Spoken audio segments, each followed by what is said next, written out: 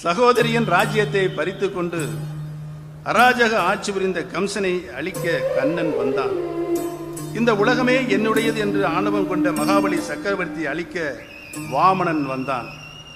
இந்த உலகை ஆள என்னை விட்டால் வேறு எவருமே இல்லை என்ற மமதை கொண்ட இரணியனை அழிக்க நரசிம்மன் வந்தான். சூர பத்மனை அழிக்க கந்தன் வந்தான். ராவணனை அழிக்க ஸ்ரீராமன் வந்தான். இப்படி புராணங்களிலும் இதிகாசங்களிலும் தீமைகளை அழிக்க தெய்வமே வந்தது. அதே போல தமிழ்நாட்டிலே தீய சக்திகளையும் சுயநலவாதிகளையும் அழிக்க